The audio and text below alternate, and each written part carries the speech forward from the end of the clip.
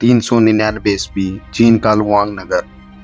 चीन का एक भिक्षु जिसे बचपन से ही बौद्ध धर्म की गहराइयों में उतरना शुरू कर दिया था, एक सपना देखता है। मैं उस पवित्र भूमि में जाना चाहता हूँ जहाँ भगवान बुद्ध ने जन्म लिया, ज्ञान प्राप्त किया और निर्वाण प्राप्त किया। उसका नाम था फाहियान। और ये कोई साधारण यात्रा नहीं थी, ये थी एक आत्मा की पुकार, एक भूली हुई भूमि को पुनः पहचानने की यात्रा। पर ये यात्रा आसान नहीं थी।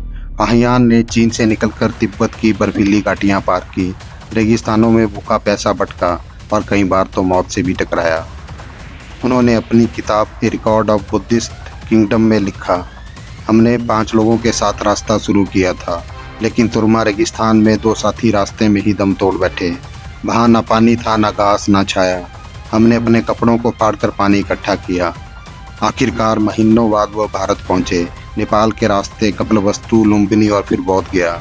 जब उन्होंने भारत देखा तो उनकी आंखों में आंसू थे। उन्होंने लिखा, यह भूमि आज भी सांस ले रही है, यहाँ हर एक पत्थर श्लोक है, हर पेड़ एक तपस्वी। उन्होंने लिखा कि उन्होंने ऐसे बौद्ध विहार देखे जहाँ हजारों भिक्षु शांति से साधना कर रहे थे। नालंदा विश्वविद्यालय के बारे में उन्होंने बताया, यहाँ तर्क, दर्शन, विज्ञान और बौद्ध धर्म की गहनतम शिक्षाएं एक साथ चलती है। पर हर जगह सिर्फ दिव्यता नहीं थी।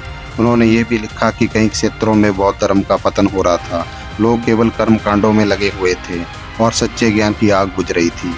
लेकिन सबसे रहस्यमयी बात फाहियान ने अपने ग्रंथ में कही, कुछ गुफाएं ऐसी थी जहाँ ना मूर्तियाँ थी, ना पुजारी, ना ही शिष्य, फिर भी वहाँ इतनी शक्तिशाली ऊर्जा थी कि मैं वहाँ बैठते ही ध्यान में चला गया।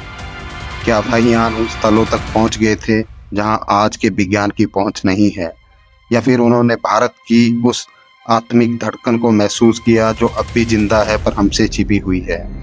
फाहियान ने अपनी पूरी यात्रा को एक पुस्तक में संकलित किया, ए रिकॉर्ड ऑफ बुद्धिस्ट किंगडम। यह पुस्तक आज भी कई विश्वविद्यालयों और संग्रहालयों में रखी है और प्राचीन भारत के इतिहास की एक अनमोल झलक देती है।